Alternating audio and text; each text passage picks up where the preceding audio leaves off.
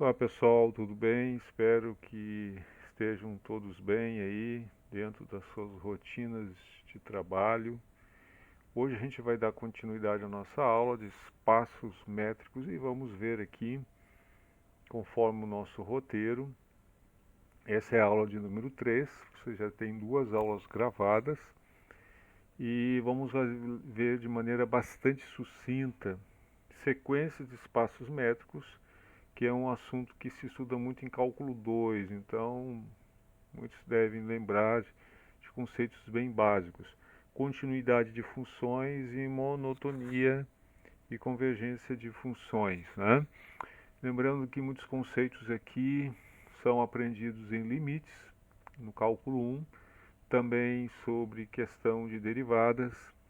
Vamos lembrar lá do epsilon, do delta, aquelas variações, aqueles espaços. Então, se você não lembra disso, dá uma olhadinha lá no que você já estudou sobre esse assunto na licenciatura. Também eu queria deixar uma sugestão para vocês. Vocês vão observar aqui lá na página do NEAD, eu coloquei uma aula complementar. Aquela aula, eu montei ela há muito tempo. Achei muito interessante aquela aula porque ela faz uma revisão de continuidade. Uma revisãozinha rápida de funções, continuidade. Então dá uma olhadinha lá se você não lembra bem desses assuntos, que eu acho que vai ajudar. Eu não botei aula gravada pelo seguinte, porque aquilo ali foi é a terceira vez que eu estou no Instituto Federal.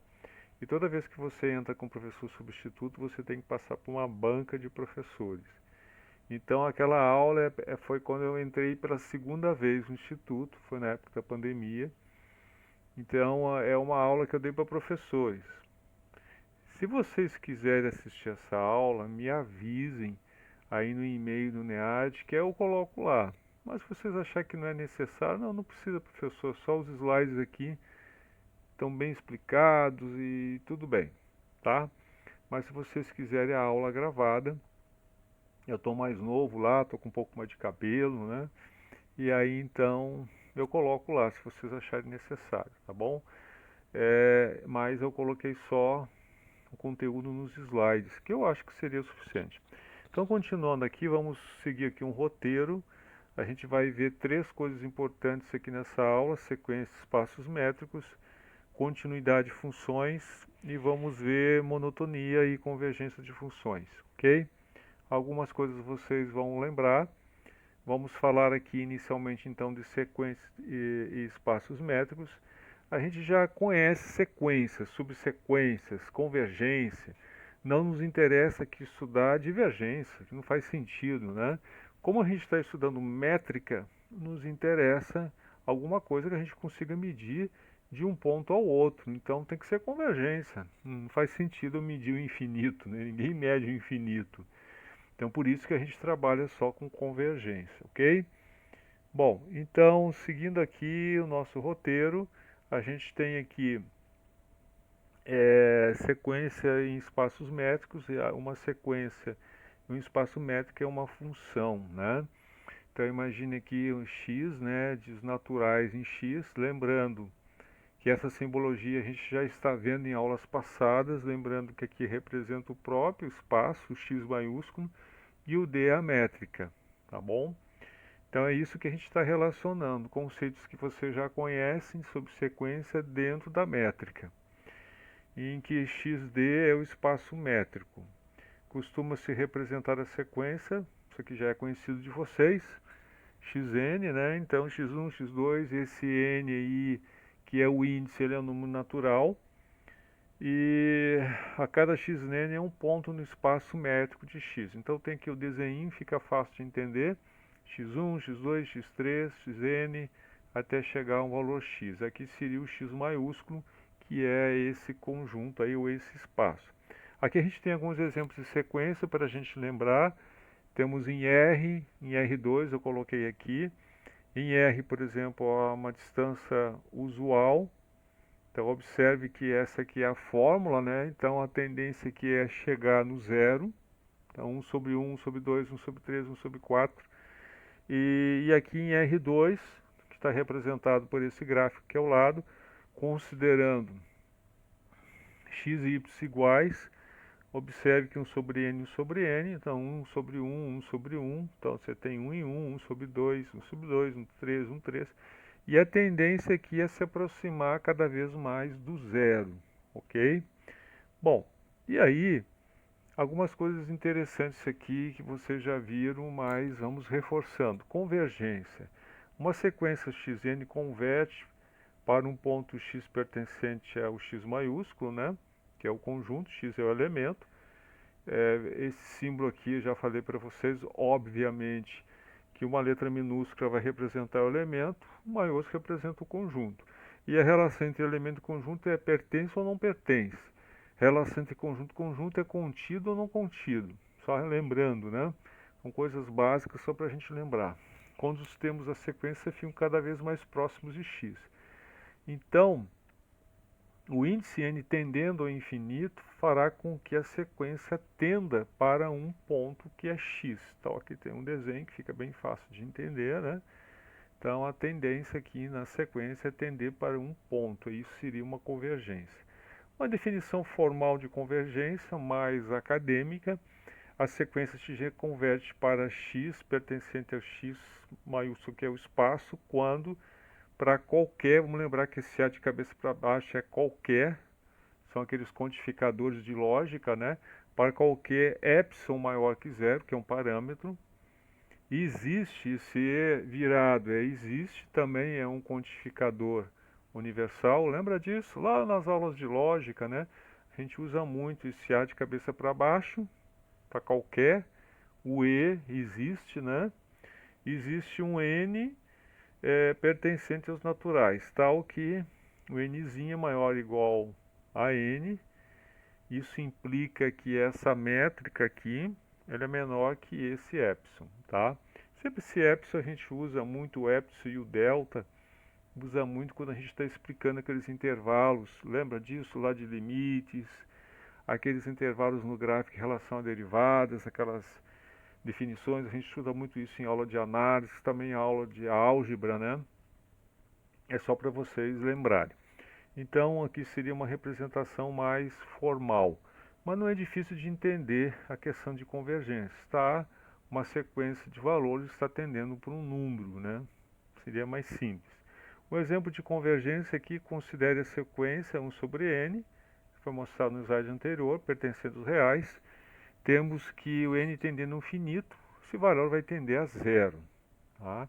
Se a gente olhar essa figura aqui, essa terceira figura, olhando da direita para a esquerda, nós vamos ter isso, ó, 1 sobre 2, 1 sobre 3, 1 sobre 4, então cada vez mais vai se aproximando lentamente, vai se aproximando do zero, ok?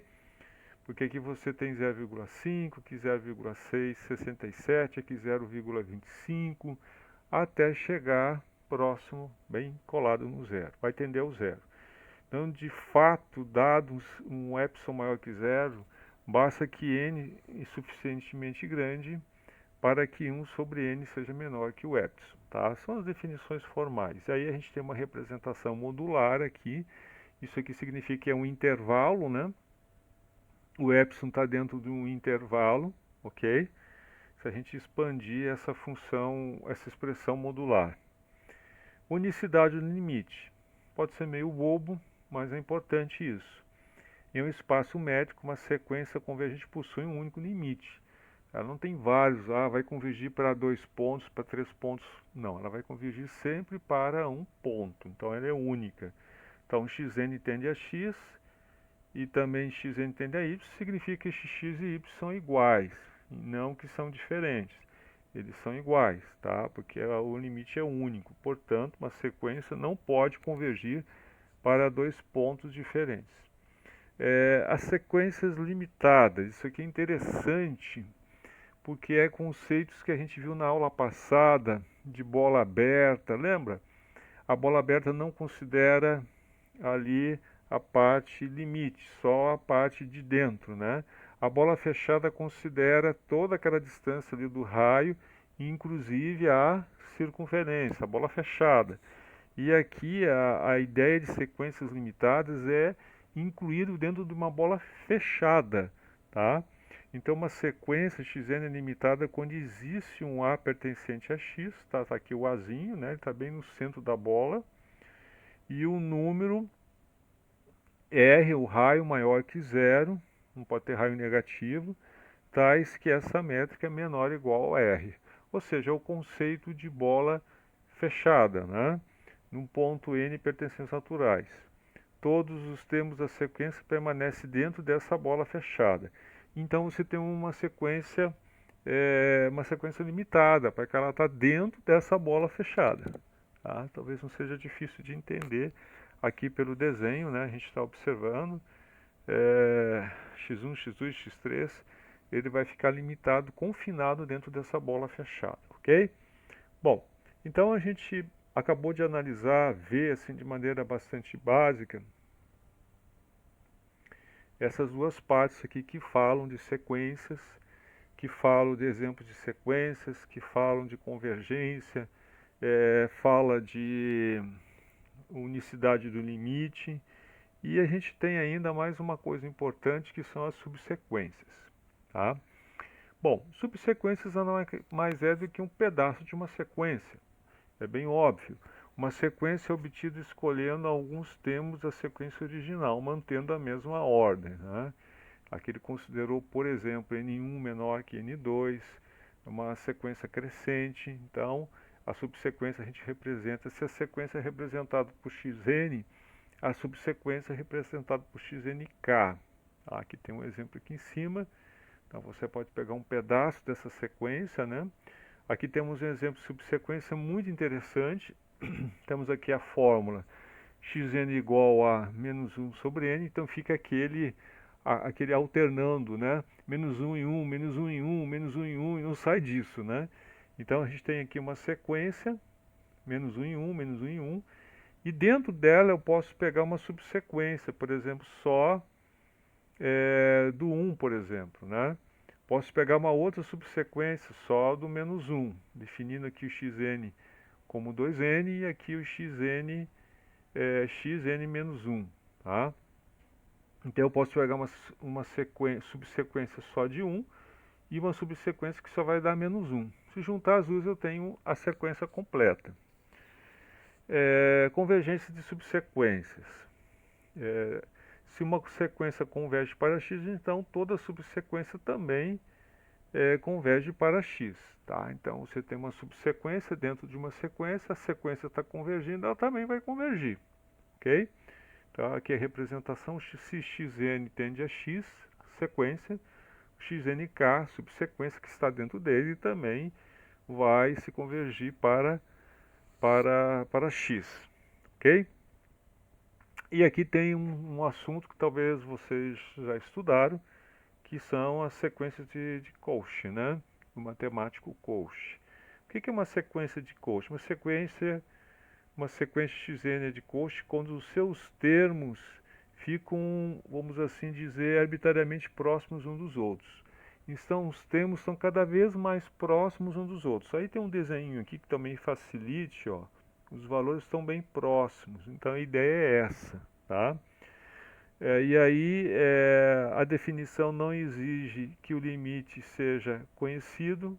Aliás, desculpe, vou ler aqui em cima, né, gente? A sequência é de Cauchy quando os seus termos ficam arbitrariamente próximos dos outros. Aí tem a representação aqui para qualquer epsilon maior que zero, existe um n pertencentes naturais. Então, mn maior ou igual a n. Essa métrica aqui, esse mn entendendo que é o índice, né? Essa métrica tem que ser menor que o epsilon. Sempre esses valores têm que ser menor que esse valor arbitrário, o epsilon. Cada vez menor, melhor, tá? A gente, por enquanto, nesses exemplos, só está vendo em uma dimensão. Não sei se vocês estão percebendo isso. A gente já está falando de x1, x2, x3. A gente está falando só como se fosse na abscissa. Mas isso pode acontecer também na ordenada, em R2, ou pode acontecer também em R13 e por aí vai. Né? Daqui a gente teria a representação, os valores são cada vez mais próximos um do outro. Então isso é uma sequência de Cauchy. A interpretação de sequência de Cauchy Em uma sequência de coxo, os termos se aproximam entre si à medida que os índices aumentam. Então, eles vão se aproximando. A definição não exige que o limite seja conhecido. Tá? Ele permite analisar o comportamento de sequência apenas comparando seus próprios termos. Né?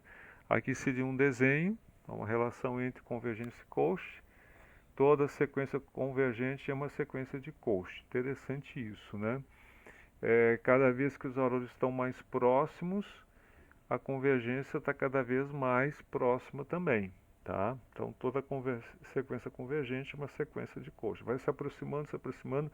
Lembra lá de 1 sobre 2, 1 sobre 3, 1 sobre 4, 1 sobre 5, vai se aproximando cada vez mais até chegar no convergente que é o zero, ok? Muito bem. Agora a gente vai falar de continuidade de funções. Então esse tópico aqui e o próximo, que seria interessante vocês dar uma olhadinha nessa aula complementar. Essa aula complementar não fala de sequências, tá, gente?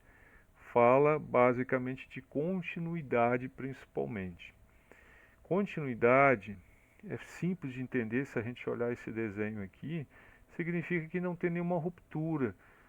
Todo esse intervalo aqui, que vai desse ponto até o ponto lá em cima, não tem rupturas, né? Não necessariamente que tenha uma ruptura, mas existe uma continuidade. Então imagine um cabo de, isso eu coloco na aula complementar, esse exemplo prático, um cabo de energia, né? Se esse cabo de energia ele sofre uma ruptura, a energia obviamente não vai passar, ela vai ser interrompida, que a energia elétrica é uma corrente alternada. Então, às vezes é muito simples de entender isso quando se eu tivesse aqui nesse trecho aqui desse ponto até o ponto lá em cima, aqui nesse gráfico XY, plano cartesiano, eu tivesse um intervalo aberto. Então, se você tiver um intervalo aberto aí no percorrer aí, você não tem uma continuidade, né? Porque houve uma ruptura ali, tem um intervalo aberto, tá bom? Isso é uma maneira simples de entender, né? Então, nesse contexto aqui, a gente tem aqui então a continuidade de funções, intuitivamente uma função de x e y, né? Então aqui tem x e y, abscissa ordenada, é contínua de x0 pertencente a x, se pequenos câmbios de x0 produzem pequenos câmbios, né? Ou seja, esse valor vai corresponder a um outro valor lá em cima. Se eu tenho aqui, por exemplo, um intervalo aberto aqui, eu não tenho como cambiar ou relacionar, né, o x para ter um y, um f função de x, tá bom? A definição de continuidade. Continuidade de funções, aqui é uma função, lembrando que em função é a aplicação de um conjunto A no conjunto B, onde todos os elementos de A se relacionam e de B nem todos necessariamente se relacionam. Numa função, a primeira condição de uma função é que todos os elementos do primeiro conjunto se relacionam. Segunda condição, todos os elementos que se relacionam só se relacionam unicamente com o elemento de B. Conjunto de partida é o domínio, conjunto de chegada vamos dizer assim, a minha imagem. Então aqui, nesse caso aqui, o x é o meu domínio e o f função de x ou o y é a minha imagem, tá bom? Só relembrando aí o que você já sabe, né? A definição de continuidade, a função f de x em y é contínua em x0. Esse x0 pode ser qualquer x dentro do intervalo, pertencente a x da abscissa se para qualquer epsilon maior que zero existe um delta maior que zero. Então agora a gente está trabalhando com duas dimensões, né? Ele vai pegar um intervalo agora no x, que é o delta, e o intervalo no y, que é o epsilon. Quanto menor isso, melhor, tá? Então, existe uma métrica de x menor que o delta e uma métrica de y menor que o epsilon, tá? Ele representou aqui esse intervalo, essa pequena distância aqui, tá bom? Continuidade por sequências, né? A função x e y é contínua em x0 pertencente a x se para toda sequência xn em x com xn tendendo a x0 temos que a função também vai tender a zero. Ou seja, se no eixo x, se na abscissa a sequência está tendendo a x0, no eixo y vai tender a função x0. Se aqui está tendendo para esse ponto, automaticamente aqui também vai tender para a função x0. Então, se está tendendo, está se aproximando aqui, indo e convergindo para x0, vai convergir para a função x0 aqui na outra dimensão. Tá? Basicamente é isso. Continuidade uniforme. A função de x tendendo a y é contínua uniformemente em xc. A função c, para qualquer epsilon maior que zero, existe um delta maior que zero, né? Bom, aqui é praticamente uma repetição da parte de cima. Aqui você tem a setinha que implica, né? Aqui também é quase a mesma coisa. Essa continuidade uniforme significa que não vai ter interrupção, ela é uniforme. Então, por qualquer epsilon maior que zero, existe um delta maior que zero, tal que essa métrica de x é menor que delta vai implicar também que essa métrica é menor que o epsilon, tá? Para qualquer x e y pertencente ao conjunto x, epsilon não depende do ponto escolhido, tá? Em qualquer ponto ela tem que funcionar. Essa uniformidade, se a função é contínua, se não tem nenhum um degrau aí, uma quebra, né? Você vai ter uma uniformidade tanto no sentido x como no sentido y, ok? Então ele colocou aqui, né? Essa diferença aqui tem que ser menor que o delta, aqui tem que ser menor que o epsilon. O epsilon sempre a gente usa na vertical e o delta sempre na horizontal. Vem algumas propriedades aqui interessantes. Se as funções são contínuas, a soma delas é contínua, o produto delas é contínuo. Aqui talvez fique mais fácil. E uma coisa muito interessante, que eu acho interessante aqui, que a composição também vai ser contínua. Tá? Então você tem duas funções contínuas. A composição delas, uma dentro da outra, f em G ou G em F, elas serão também contínuas.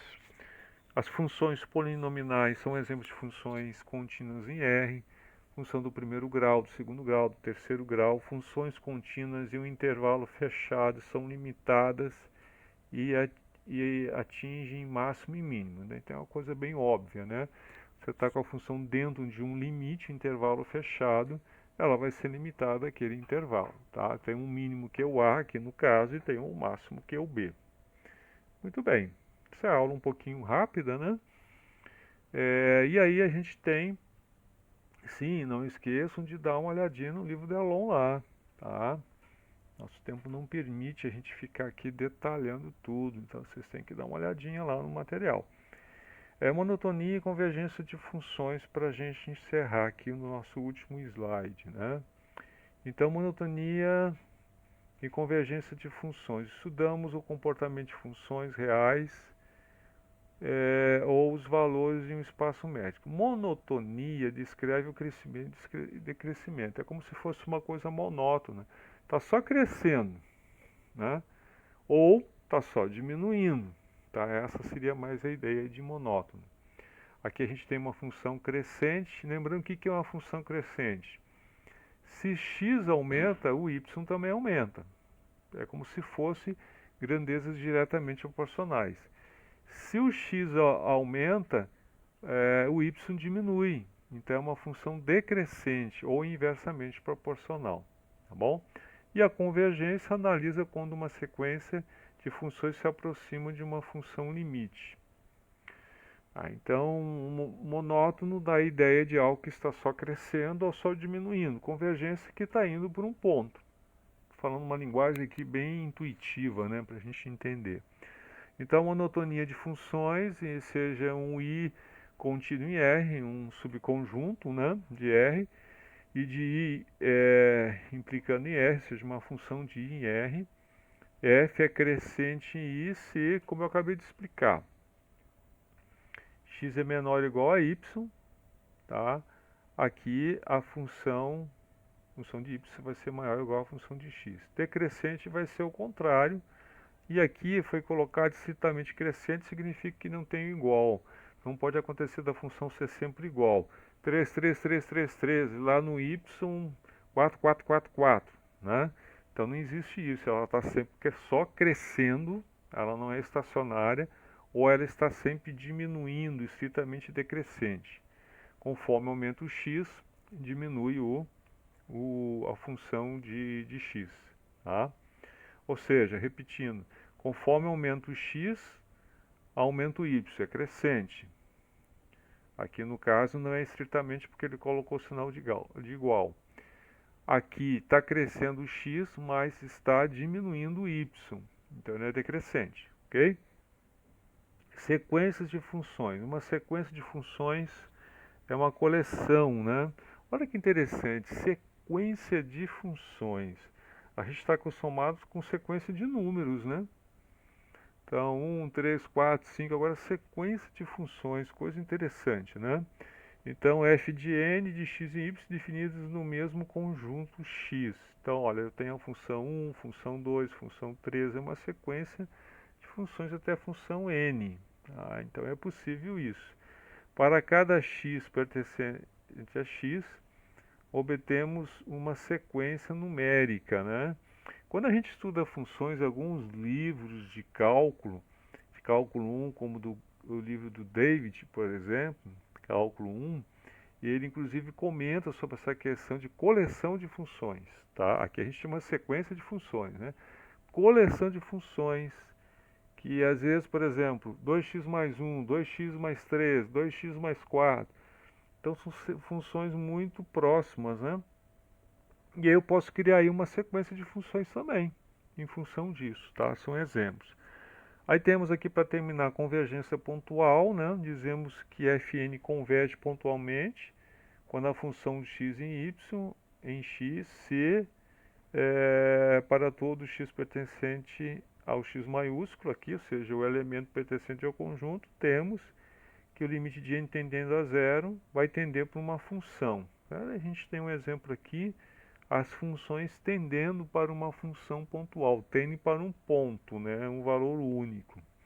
Convergência uniforme, onde não tem quebras, que eu já tinha comentado, a sequência fn converge uniformemente para f. Em x, se para qualquer epsilon maior que zero, existe um n pertencentes naturais tal que vocês vão ter uma métrica aqui, né? Uma métrica que vai ser menor que o epsilon. Então, na verdade, a uniformidade vai dizer que vai ficar uniforme esse espaço aqui, ó. Lembra que essa função epsilon e epsilon é função mais epsilon e função menos epsilon é um intervalo. Lembra dos slides anteriores que eu falei da função ali ou da expressão modular? A gente pega esses dois e põe dentro do módulo. Ele não colocou aqui. Mas deixa eu ver aqui se eu vejo aqui nos slides anteriores que a gente comentou, né? Acho que foi no slide aqui, ó, bem aqui, ó, tá vendo? Ó? Então você pode representar dessa forma aqui dentro de um módulo, ou você pode chegar aqui e discriminar, tirar do módulo, né? E botar para a esquerda e para a direita. Então a função mais epsilon e a função menos epsilon. Acho que vocês estão me entendendo, né? Que representa justamente esse intervalo. Então esse intervalo ele é mantido uniforme, tá bom? Muito bem, gente, espero que estejam entendendo.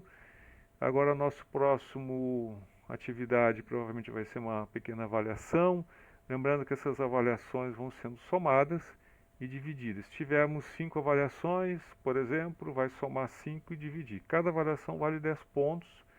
Se forem 5, vai somar aí, né? E vai dividir aí por 5 aí essas avaliações. É uma média aritmética simples, tá bom? Abraço a todos aí e continue estudando. Até a próxima.